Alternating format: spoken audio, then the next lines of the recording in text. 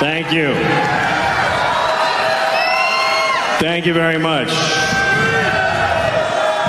Thank you. Hey, how you guys doing? All right? Yeah. All right.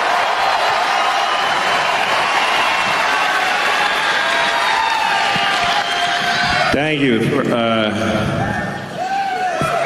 Thanks for coming. All right. You're wasting fucking time. You're gonna get 2 less jokes if you don't shut the fuck up. I'm very glad you're here. I'm really grateful. I know that it's not easy being my fan these days. I know that all of you have one person who doesn't know you're here. There's one person. Hey, what are you doing tonight? Just a comedy show. I don't know. So, you know, sorry for all the trouble I caused you. But we'll do a show. I love doing comedy. I've been doing it 38 years now. And a lot of people ask me if it takes confidence. Nobody asked me, I just wanted to talk about it. But it does. It takes a certain kind of confidence to do this. This doesn't mean that I'm a confident person generally. You know, there's different kinds of confidence. Like there's personal confidence. Personal confidence is like a man wearing white pants. That takes tremendous personal confidence and optimism, really. To go out in white pants like it's going to be a great day. It's going to be no puddles or pizza. I could never wear white pants because I'll get my period, first of all. I know that. Or diarrhea, more likely. That's really my period. Diarrhea. About once a month, I'm like, ah, fuck, here we go. Better just get home. Don't make any big decisions today. It's true. You shouldn't, like, negotiate when you have diarrhea. If I have diarrhea and you get between me and the toilet, I'll sell you my house for 10 cents.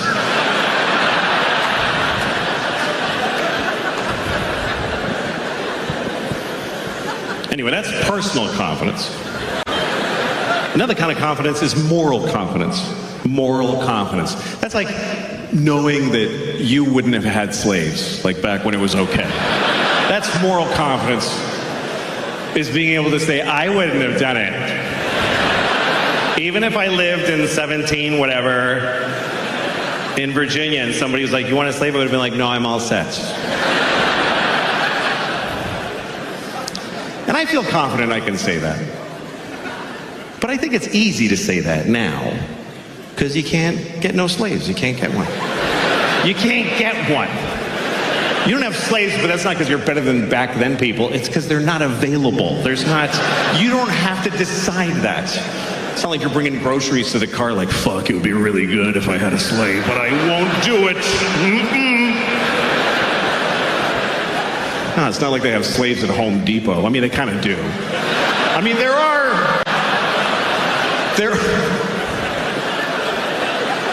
certain, you know, like you can get a Russian woman to do whatever you want because her family's hostage. Or you can adopt a kid from Bangladesh who's like 12. He'll move into your house and do your laundry and suck your dick, whatever you want. But even he gets to leave when he's 18. Although who wants them when they're that old? I'm just saying, excuse me. I'm just saying,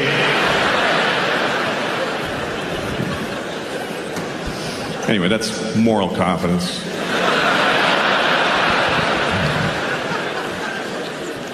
The kind of confidence I have is very specific.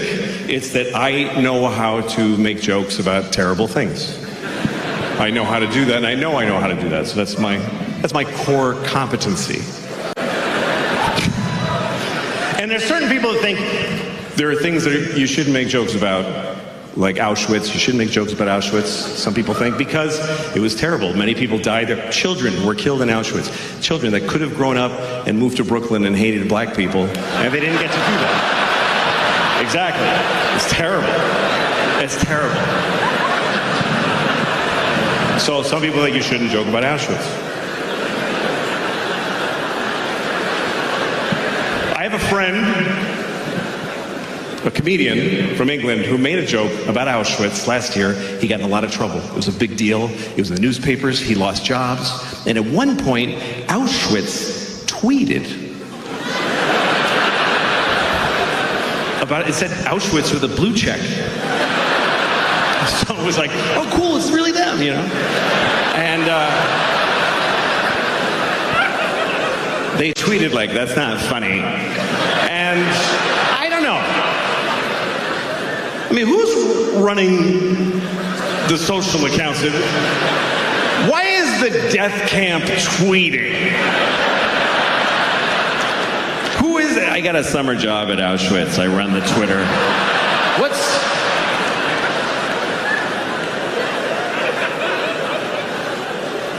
Because people have different reactions to terrible things, you know? Some people think comedy helps. I don't think it helps. It doesn't help.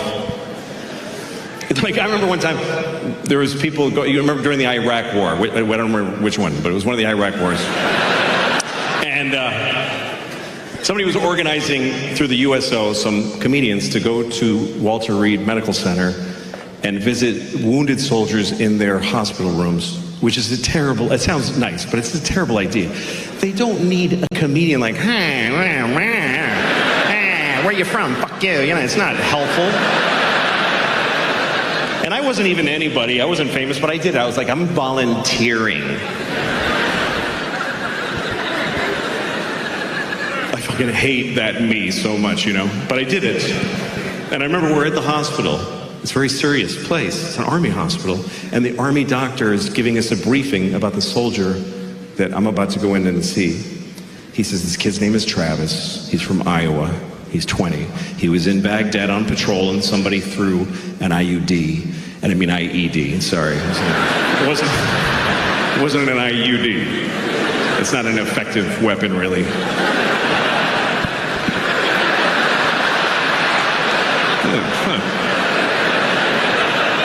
No. It's funnier than the actual joke, unfortunately. But I'll go on.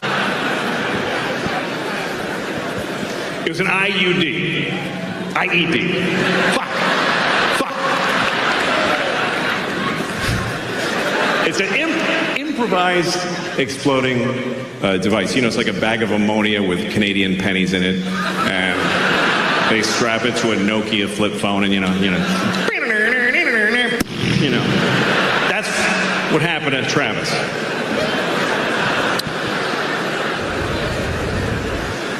So the doctor says he's been in surgery for 20 hours. He's about to come out of it. You're the first face he's going to see.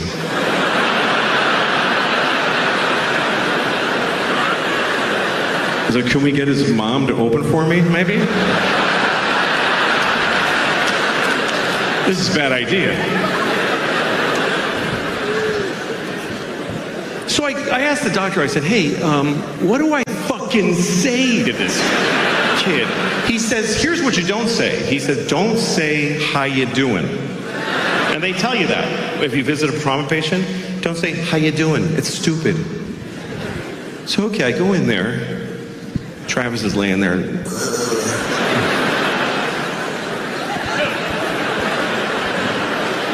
I'm like over his bed. It's obscene. I can't say, how you doing? So I said the only worst thing. I said, what are you going to do now?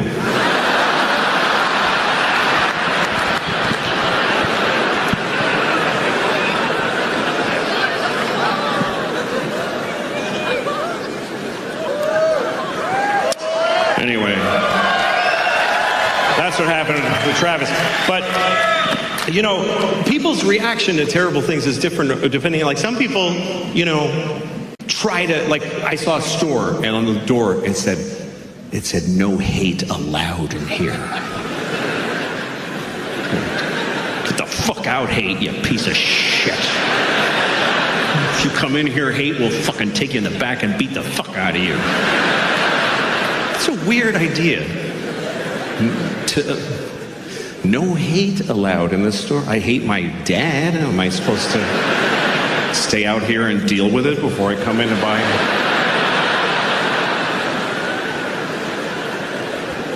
I saw a store with a sign once, and it said 92% of our products are responsibly sourced. 90, just don't put anything. That's not high enough to brag. 92%. That means 8% of their clothes are like, you don't even want to know how we made this shit. It was a bloodbath.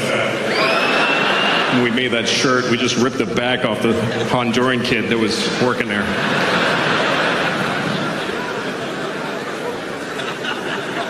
Some things that are terrible happening in the world, you just kind of give up. Like in New York, there's a lot of homeless people here. I mean, there's a lot of homeless people here.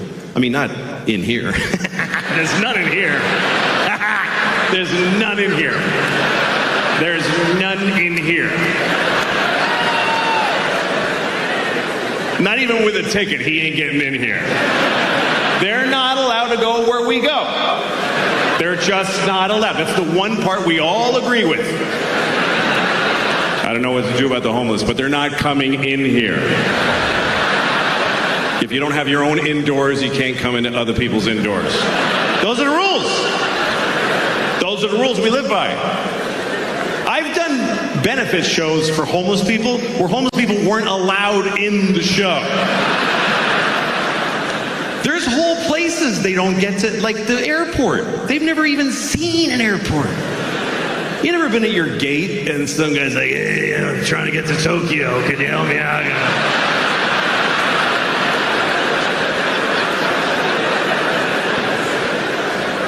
But they're everywhere. I mean, I was in Phoenix, Arizona, 120 degrees. 120 degrees. Homeless people are just standing outside at intersections with a sign that says, you know, help, I'm on fire. And but you can't, you know, you're in a white BMW, like, sorry, I can't. There's glass here. I don't know how to help you, you know. And in New York, you see them everywhere. You walk through them, and you got to make choices, because you can't help all of them, and you can't help any of them. So you choose who to lie to. I don't have that. No, I don't know things in any of my. I'm sorry. Like, there's this homeless guy who lives. I mean, he doesn't live anywhere, but I mean, by definition, he is at large. But he's often seen on the corner by my house. That's where he is every day. That's where he reports to nothing every day. And I walk by him every day, because I go to the same store every day. I go to Claire's. I don't know if you know Claire's. It's a children's jewelry store. I go in there every morning, buy a handful of rhinestone earrings. I run home. Anyway. I walk by this homeless guy, and every morning he goes, hey man, can you help me out? I go, okay. I give him $5. And then on the way home, like 20 minutes later, he said, hey man, he doesn't remember, which is fine, but I don't want to give him another $5, you know, because I only have a few million. I don't know why. I should. Clearly I should. I don't know what makes me go like, you had your $5, young man. What am I going to spoil him? Give him the fucking money.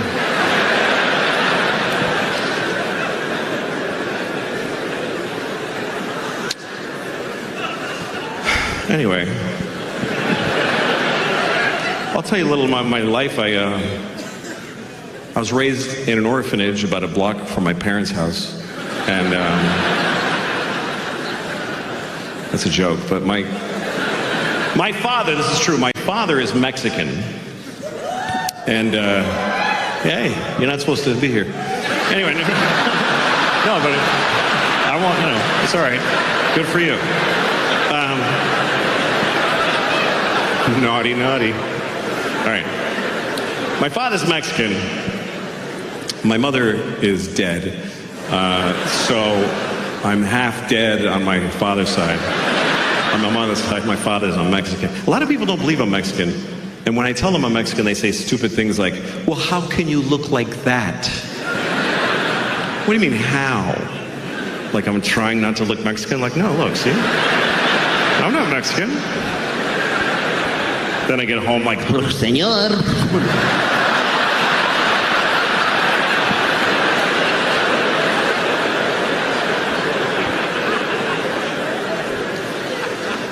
My parents divorced when I was about 10, and now I have 2 kids, and their parents are divorced too, which is interesting. I remember when we got divorced, we told the kids, because you should tell your kids if you're getting divorced. Don't just do it and wait for them to be like, hey, yeah, duh, fucking, you gotta tell them. But so, I remember it's a tricky thing, because they were little, and you gotta tell them in a way that they can get in their life, So I remember we sat the kids down, I said, listen, love is tricky. Like you love your dog, right? You love your dog. You would do anything for your dog. You even give your dog food off your plate when you're not supposed to because you love your dog. Right? One time, remember your mom and I were like, don't give the dog ham, but you did because you love your dog so much. Okay, so that's why we're getting a divorce. Because you don't listen. And we can't take it anymore.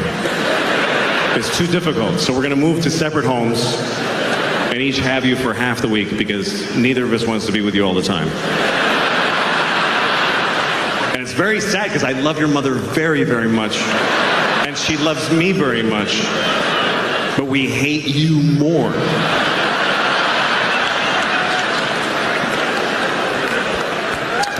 So that's how we handled it. Just did our best. I remember my father was tough. My dad was tough, Mexican father. I remember one time I was 6 years old, I was crying. And my father said, I'll give you something to cry about. And then he fucked me in the ass.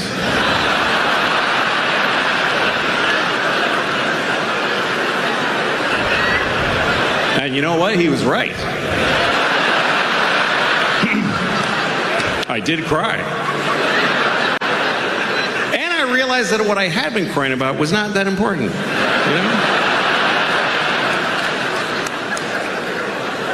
So, you gotta teach your kids, man. You gotta teach your kids. By the way, I should say to you that that's not true.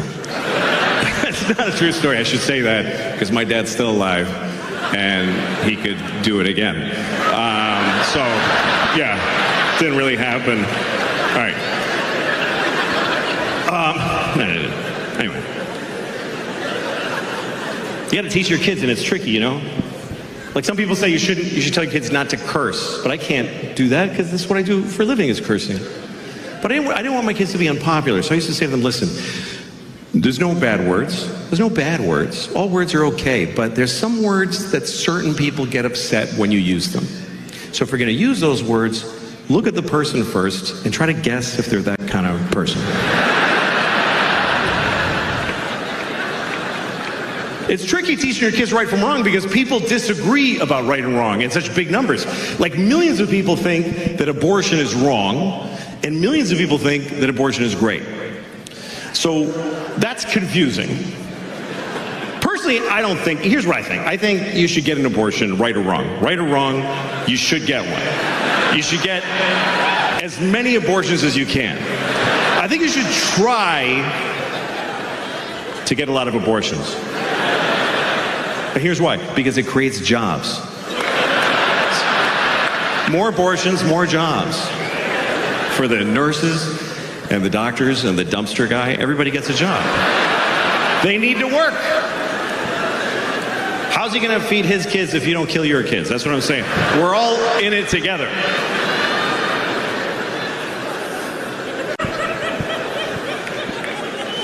Abortion is a big topic right now, of course, because Roe v. Wade was overturned.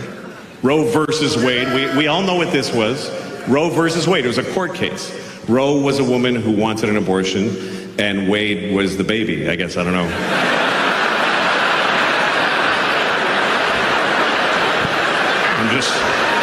I'm just guessing. I never found out who Wade was.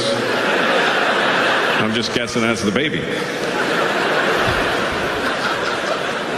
But anyway, now we need to make laws in place of that. Every state has to make their own law about abortion, and they need to listen to the people. And I think the American people, on average, want the same thing. Most Americans want the same thing. They want abortion to be available, but just keep it down a little bit. Yeah, go ahead, but don't be like, woo-hoo! Like, just, take it easy on that. Take it easy on that. That's all. So we need a law that kind of gives you that. Here's what I think the law should be. You can get an abortion any place, anytime, but you have to eat it.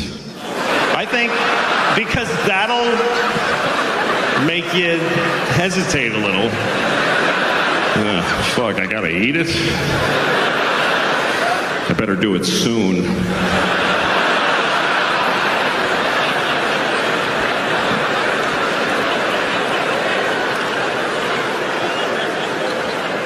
I'm just trying to come up with something that makes everybody happy. It's a tricky subject.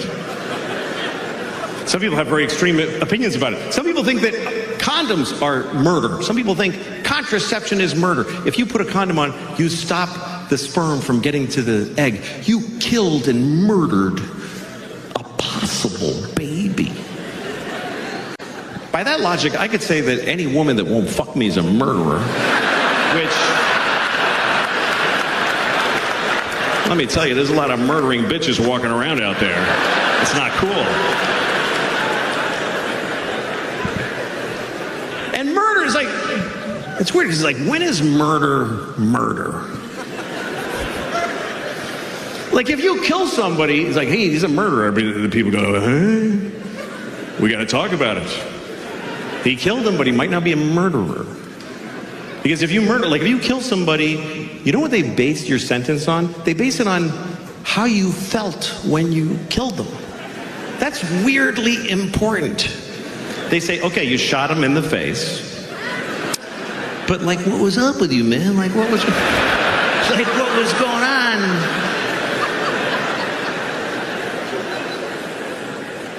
I think if you murder somebody, they should base your sentence on how old the person was that you murdered. How much of their life did you take? That should be your sentence. Like if you see a 3-year-old girl in a park and you just kick her to death. It's a hypothetical. I'm not advocating that. I'm not asking you to do that. I'm just asking you to just vividly imagine just kicking a 3-year-old kid who you know till they're dead. You got to keep going till they're...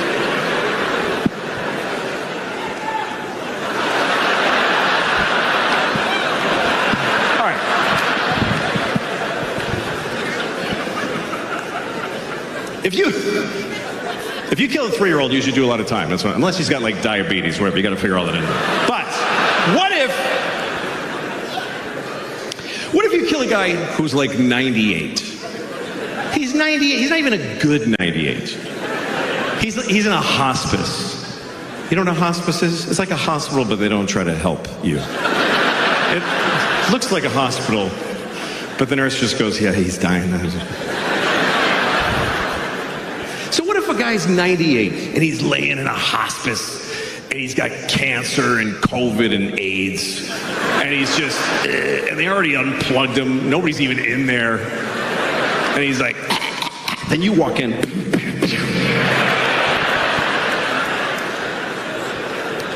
You should get like 5 minutes for that, that's what I'm saying.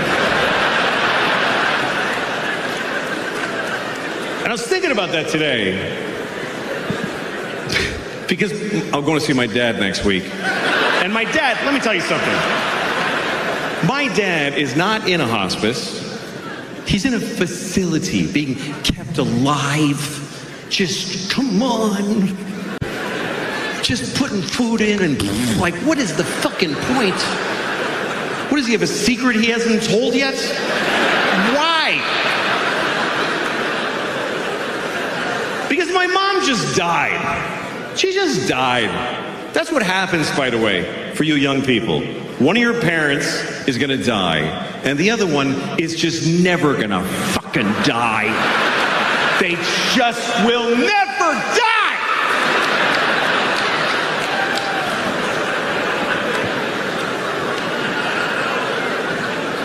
And guess what? It's not the one you wanted. Nope. It's not your good parents. Nobody's got two good parents. You've got a shitty parent and a nice parent. And the nice one just dies. Because that's what nice people do. I'll just die, it's okay, don't worry about it. And the shitty one just hangs in there. I'm still alive today. Help me to the toilet again.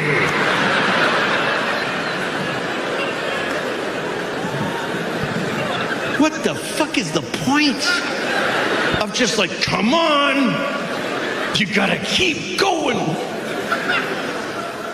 You know, the average American, the last week of your life costs $100,000. It's more than you spend your whole life on health care. $100,000 for just one more week.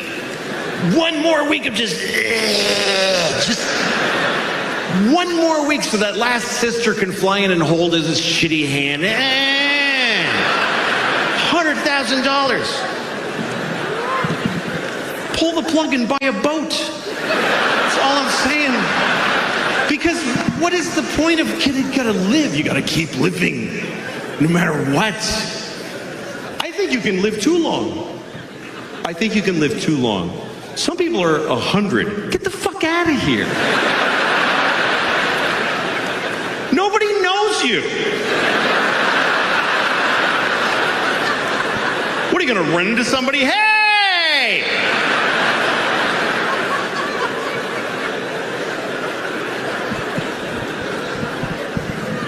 Some people are really fucking old. I was reading about the oldest person in the world. There's always an oldest person in the world, and you read about them sometimes because the other one just died. That's when they tell you about the new oldest person. The last one I read about, he was 114. 100, you know what? He's a teenager after 100. 114, that means he's got a kid who's like 92, who's like, please fucking die. I'm just hanging around so I can have 1 week without you in it.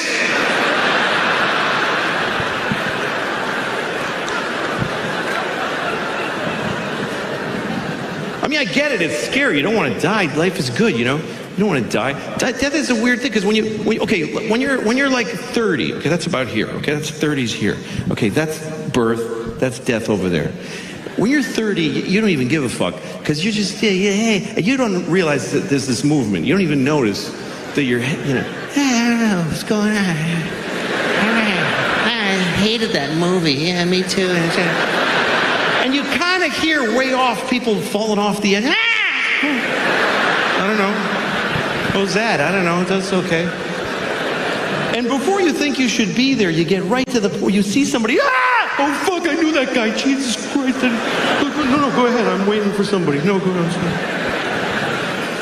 And you want to hang around. But here's what helps you is that life doesn't stay good, you know? Like both my hands hurt. I'm 55. Both my hands hurt. Both my hands, both my knees, both my hips. I'm lucky I have only one asshole. But I have a lot of pain.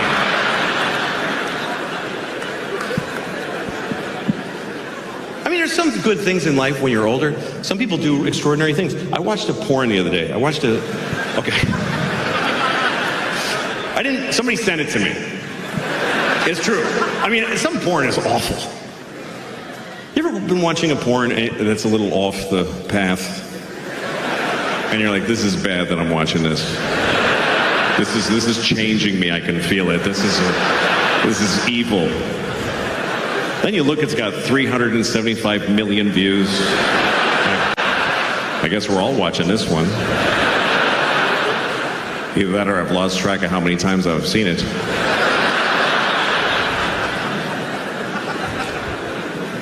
But a friend of mine sent me a porn. He said, you need to watch this. So I click on it. It was two old men in their 90s just fucking sucking each other's cocks. It was unbelievable. They were so, I was surprised they were doing anything. And there's like the one guy sitting on the edge of the bed and his socks are falling, you know? And the other one is just fucking sucking. And then they switch places. I watched long enough to see them switch places.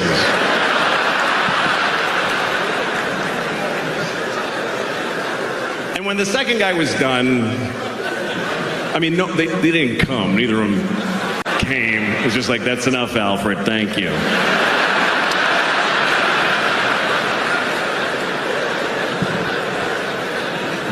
But I called my friend. I said, why'd you show me this? He said, because it's incredible. And it was, you know, I wasn't turned on, I was inspired. Because you worry about old guys, you know? You know, you see an old guy walking alone with a grapefruit in a plastic bag and you just stand there watching him and you go, fuck, god damn it, man. Well, maybe he's going to suck another old guy's cock.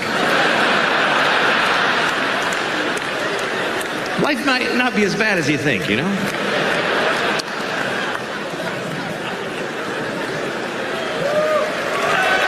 Yeah.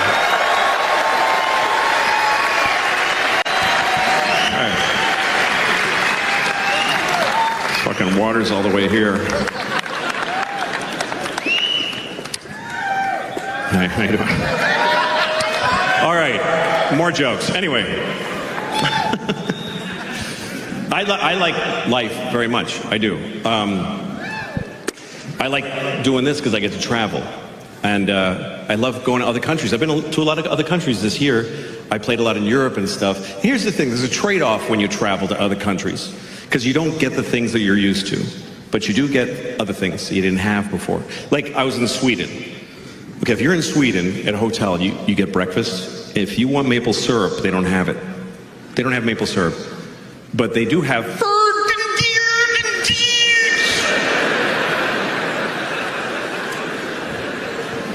Do you have maple syrup? No, but we have...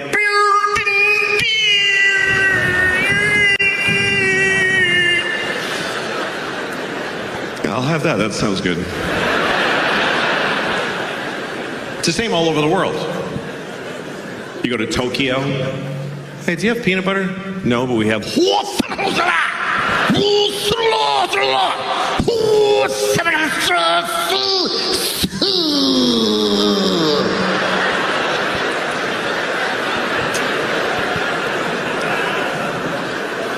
I don't know, is that spicy?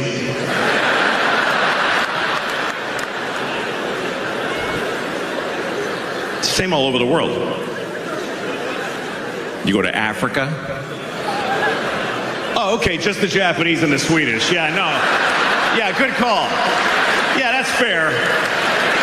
Yeah, fuck the Swedish or the Japanese, but lay off the Africans because they can't take a joke. Yeah, they're very fragile people in Africa. They need some fucking people in New York to protect them from humor. That was a good way to be on it, guys. Fair enough. Fair enough. Yeah, fucking elote pale saracote. I don't know, whatever. Anyway.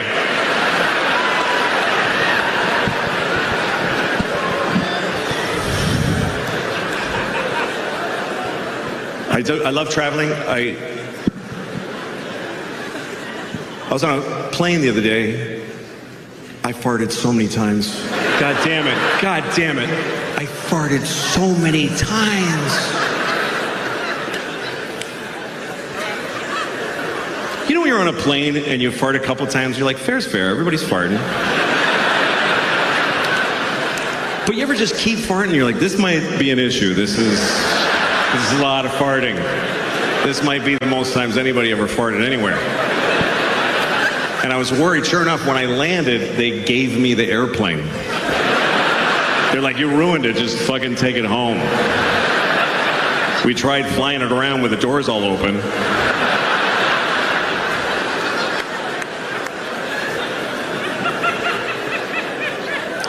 I got stopped in security the other day because of my carry-on bag. You know, when they put it through the thing to make sure you don't have a gun in your Who's still doing that? Who's still trying? Hey, maybe this time they'll let me get through with a gun. Shit, it's gonna be a tough year. They stopped my bag. I had clay in my bag. I sometimes travel with clay. I'm not an artist, but I make little dicks. They're this big, and they're perfect. And I make it, and I hold it, and I walk around town with it. Nobody knows.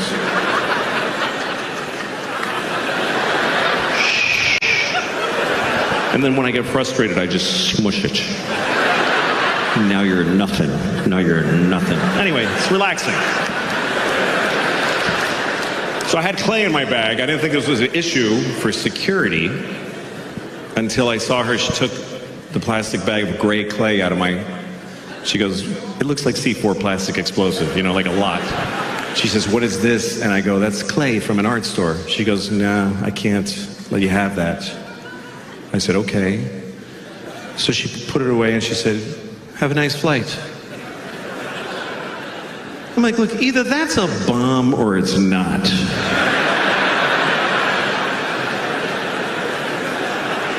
Like, either give me my fucking clay back or ask me many questions, please. That can't be the procedure. Hey, this guy has a bomb in his bag. Oh, yeah, you can't take it on the plane. I'm sorry. Nah. We'll throw it out for you, but you can't take it on the plane because, I don't know, it's stupid.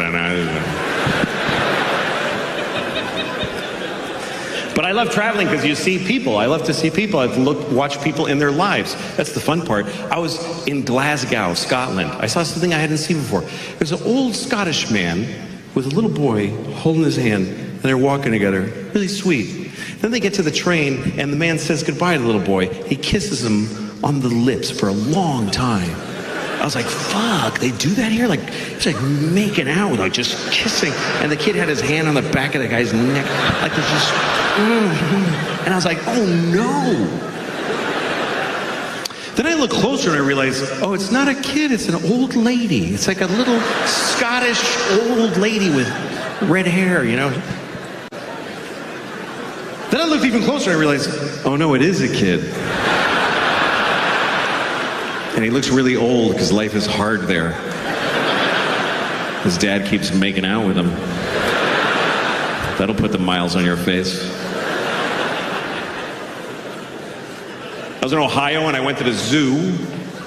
You go to the zoo when you're at another town, right? You don't go to the zoo where you live. It's not like you're at your office. Fuck, I should hit the zoo. Shit. It's gonna close. Damn it. I just really want to see a monkey right now, really bad. It's going to be a bad night if I don't look at a monkey right in the face. I'm going to hit both my kids if I don't see a monkey.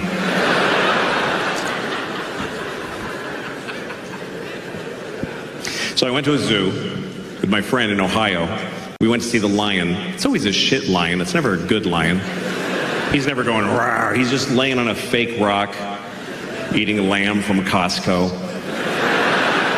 And my friend said, that's depressing. They should free that lion. It's like, what are you seeing in your mind right now? He said they should take him to Africa. And what, just let him out of the car? Hey, good luck, lion. And the lion's like, what the fuck is this shit? Then the African lions find him. They're like, hey, how you doing? Where you from?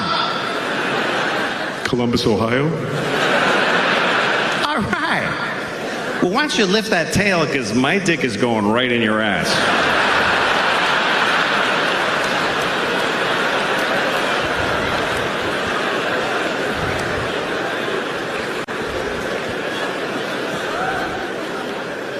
I like animals. Some people think animals are better than us. I heard somebody say, animals don't lie. Yes, they do. They lie all the time. Like, I'm a leaf. Yeah. No, you're not. You're a bug. Fuck you, I'm a leaf. Come on, shut up. Some animals I hate. I hate cockroaches. I hate even seeing a cockroach. It's upsetting. I wonder if they upset each other. The cockroach is at home and his friend walks up. Oh, fuck, Henry, don't, please. That's gross. I like watching shows about animals. I was watching a show about a veterinarian. And he did that thing. He was on a farm. You know when the veterinarian puts a glove on up to here? And he puts his whole arm in a cow's vagina. And then he goes like this. Okay, here's what's going to happen. I want to have that experience. Here's the good news. Here's what I found out. You don't need to be a doctor to do that. Here's the other good news. You don't need that glove. You don't need any special education or attire. Just pull over if you see a cow.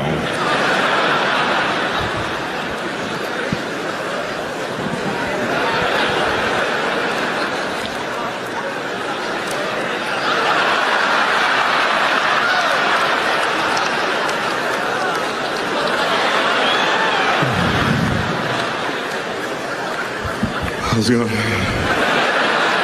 Just another minute. Just give me another minute.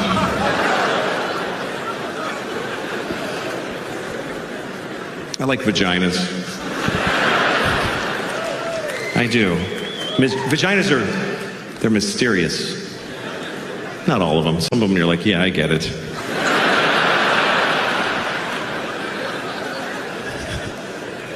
Vaginas and penises are different. I'm going to talk about the difference between penises and vaginas. Comedians used to talk about the difference between men and women, but you can't really do that anymore because they're not as different as they used to be. And there's more genders. There's a bunch of more genders. But there's not more genitalia. There's still just the two. There's no weird moments like, hey, that's a nice penis. Actually, it's a fachamba. You know, that doesn't happen.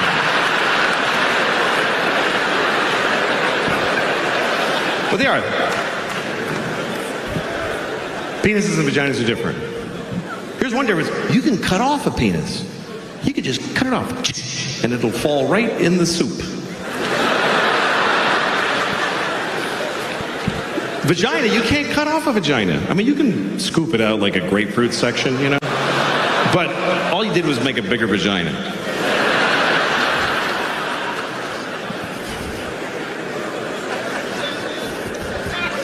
I like it better when only half of you laugh at some of this stuff. Like it's fun. All right.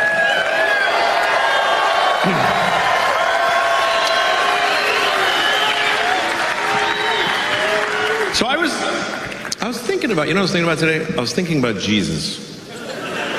I was thinking about Jesus. And after I came, I thought that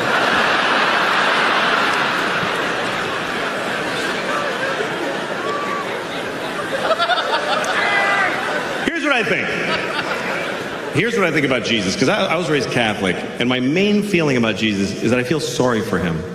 I feel sorry for Jesus. I think he had a hard life. The last day was particularly difficult, but he had a hard life, Jesus. He had to wear that underwear, that thong, just that fucking dish rag, just burlap yanked up. Ugh, imagine. Just the rash. Fuck. But I've been thinking a lot about Jesus, and I've been thinking about a lot about his life, and I started reading a book. I have one here. I have a book about Jesus right here that I want to share with you. This is a book about Jesus Christ. Just give me a minute here. Okay, this is a book about Jesus. Actually, the whole book is not about Jesus. Only this much. Only that much is about Jesus.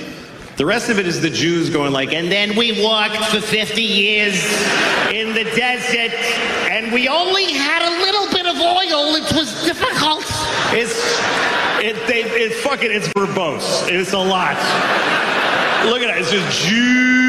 Just fucking, and then Jacob bought a goat, and he had Isaac, who had Ruth, who had Abraham. I mean, and Abraham lived to be 800. Yeah, I bet he did, too. The Jews in the early chapters are all like 800, and then God was like, I can't with these fucking Jews for 800 years. I can't. We're starting heart disease right now. Cut them down to 10%.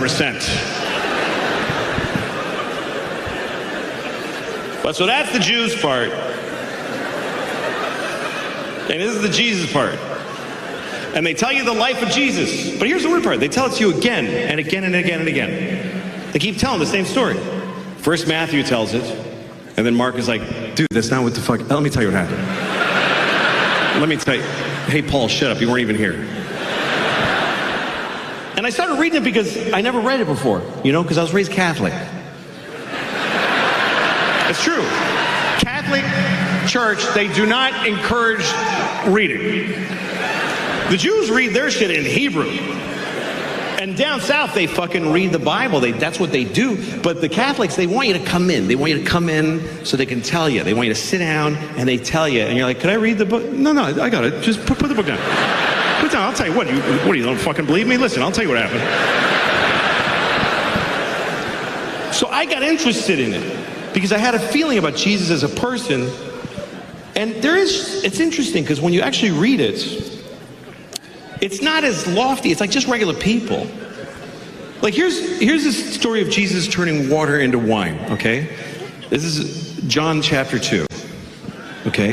The word of the Lord. Okay, here we go. Okay, here's what it says. Just listen. Just listen to the first part. Okay. And the third day there was a marriage in Cana of Galilee. And the mother of Jesus was there. And both Jesus was called and his disciples to the wedding. And when they wanted wine, the mother of Jesus saith unto him, they have no wine here.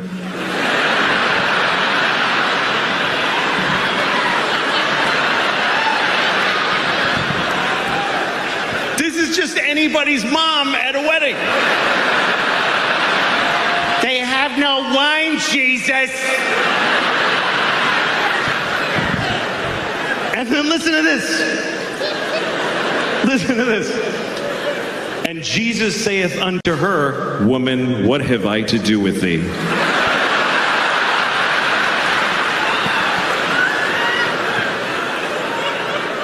Jesus is like, Mom, don't. Fucking don't.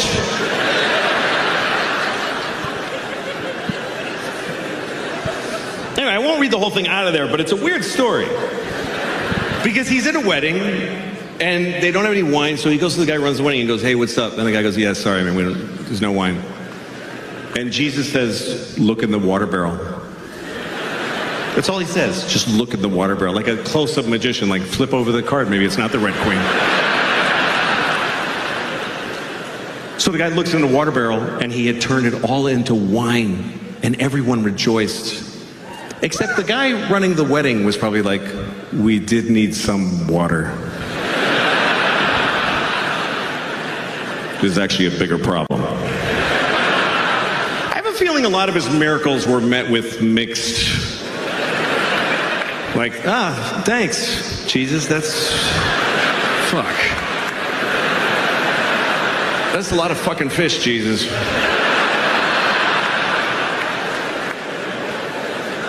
Like Lazarus, Jesus brought Lazarus back from the dead. Lazarus had been dead for 4 days. And Jesus went to his tomb and he just said, rise, Lazarus. And it worked. Lazarus came out of the tomb like, and Lazarus' wife was like, are you fucking kidding me right now? I thought this day could not get worse. But here's the story I wanted to share with you. Because this story is really weird. I didn't know this story till I sat down and read the whole book. I mean, the Jesus part. I read the whole thing and I found this story that I never heard before. And I've seen every Jesus movie, and this is not in any Jesus movie. This is not a very told story because it's not clear what it means. Doesn't have a clear, usually the Jesus stories are obvious. What they mean. He washed your feet, so, you should wash your feet. Whatever the fuck they're teaching you. But this is the story of Jesus cursing a fig tree. How many people by applause know of this story? Okay, that's all I need, just to make it clear that it really happened. I mean, none of this happened. But I don't know. I'm fucking with you. I don't know. I'm just saying, I just wanted to clear that I didn't make it up. They did. All right. Okay, here's what it says. This is Mark chapter 11. It's when Mark went broke. Okay. And Jesus entered into Jerusalem, and when he had looked round about upon all things, and now the eventide was come, he went out unto Bethany with the 12. Bethany was like a suburb of Jerusalem, so, you go into town, you see all this shit, but you stay like at the Marriott by the airport. That's where Bethany is.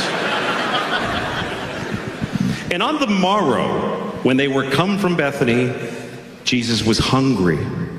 And seeing a fig tree afar off, having leaves, he came, if haply he might find anything thereon.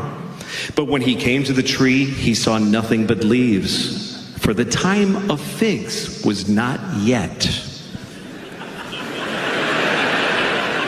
And Jesus answered and saith unto the tree, No man shall eat fruit of thee hereafter and forever. And the disciples heard it.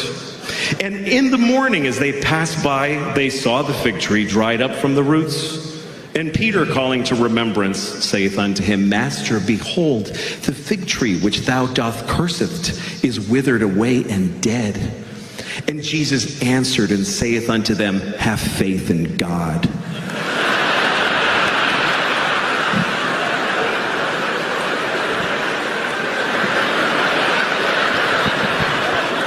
What the fuck kind of a Jesus story is that? What the fuck are we supposed to... Hey, Jesus, you kill that tree. That's right, motherfucker.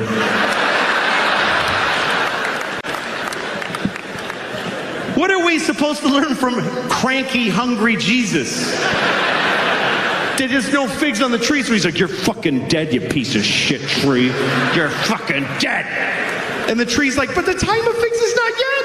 It's just, I need another week. You want fruit out of season, go to Whole Foods, you fucking Jew. I didn't do anything.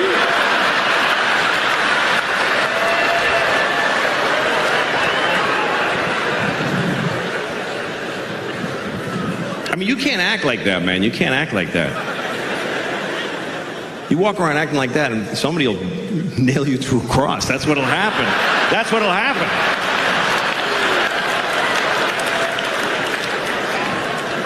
There's a few missteps in the Jesus story, I'm telling you. Like when he went to Jerusalem for the first time, his friends put him on a donkey and they took him through town, through Jerusalem, and they're like, King of the Jews, y'all.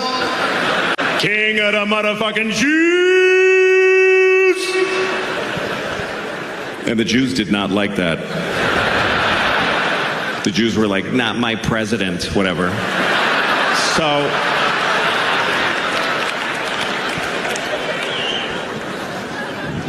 So they nailed him to a cross. And here's what that looks like. Hold on a second. All right, no, we should. I can only face one. Okay. This is it. This is the image. This is the image. This is the whole... The craziest thing about this religion is this image, because it's fucking macabre, man. It's fucking gory. There's like, and it's in every polite room in the world.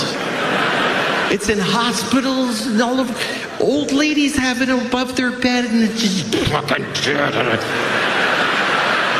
like Like, if you never saw one before, you'd be like, why the fuck do you have that everywhere? It's this polite religion, honor thy mother and thy father, because it's just weird. But I love this image. I really do. I love it. I was raised Catholic, and I look at it all the time. Every time I walk by a church, I go to look at their Jesus. Because they're all different.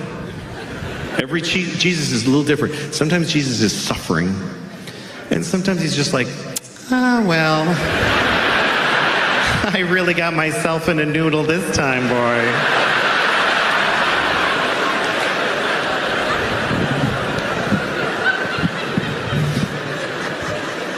Sometimes it's just a cross. Like, oh fuck, where'd he go?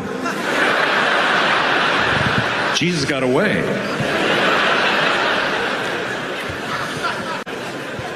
I was in a Korean church once. I went to a Korean church, and they had a Korean Jesus. Korean Jesus with the... Don't get mad. How would I know? It was a Korean Jesus. I can't say Korean Jesus and do nothing. It was a Korean Jesus. Well, usually Jesus has blonde hair and blue eyes, which he didn't have. But that's who won everything, so they get to draw him. The truth is Jesus was black, but that's rare. It's rare to see a black Jesus. Hey man, get me the fuck down from here, or whatever. Black.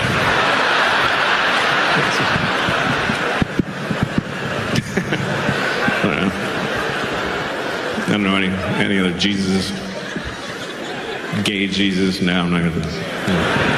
All right. Anyway, the point is, everybody wants Jesus to look like themselves, and that's why I don't like that he's always skinny. He's always fucking perfect. Bothers me. I've never seen a fat Jesus. Never one time. So he's just a fat Jesus, just like...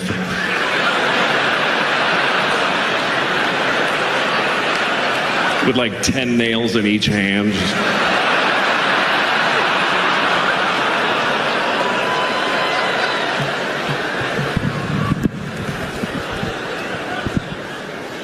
He might have been fat. I'll tell you what Jesus was not, is Korean.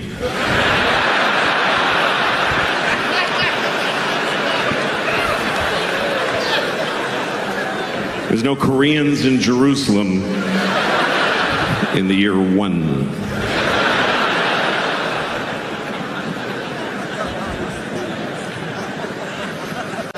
But I was raised Catholic, and I'm not Catholic anymore. I didn't like that religion because they tell you you're going to hell. Even when you're a kid, 5-year-old kids, and the church is like, oh, you're going to hell. Oh, you're going to hell. And you're 5, and you're like, what did I do? And the church is like, you know what you did, you piece of shit. And you're like, oh yeah, fuck. You're a kid going to hell. Imagine. And you're going to hell. There's no kids' hell, you understand? You're going right to the show. If you're 5 years old and you steal a crayon from your sister and then lie about it, and then you get hit by a truck, you're roommates with Hitler. There's no difference. That's how I was so scared. I'm like, I'm going to be roommates with Hitler. I'm only 5. I already killed 4 Jews, though, so I'm probably going to be roommates with Hitler. They take you in a room, and they're pouring hot lead in his asshole. He's like, ah! And then they tell you, they're like, all right, get in there, kid. It's your turn. And Hitler's like, ah, poor little fella.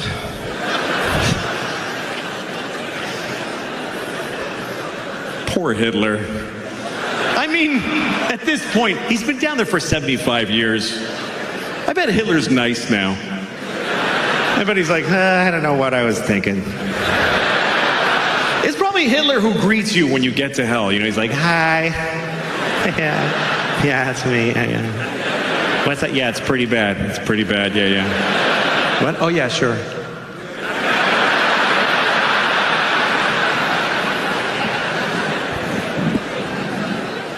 I was was so scared of hell when I was a kid. I remember when I found out that gay people go to hell, I got scared. I'm not gay, but what if God thinks I'm gay?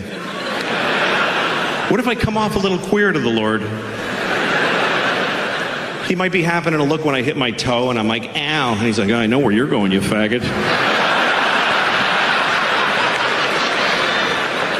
I mean, that's not what I believe. I don't believe that. God doesn't hate you because you're gay. God made you gay because he hates you. No. No. I'm just kidding. I'm kidding. There's no God. But, I don't know. But you know who I feel sorry for? Besides Jesus and Hitler? You know who I really feel sorry for is a gay man's sperm. Just think about that for a minute. Being the sperm in a gay man, that's a tough destiny. That's rough luck. Because if you're gay, that's terrific. But your sperm is not gay.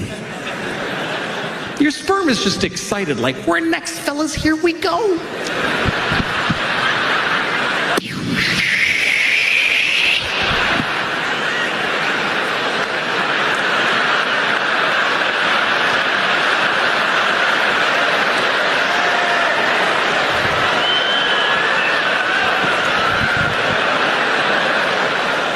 Was that shit right there?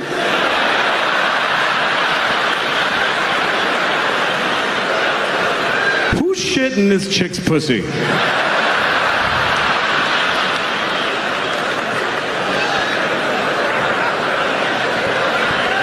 Thank you very much, folks. It was great talking to you. Get home safe tonight. Thank you very, very, very, very much. Good night.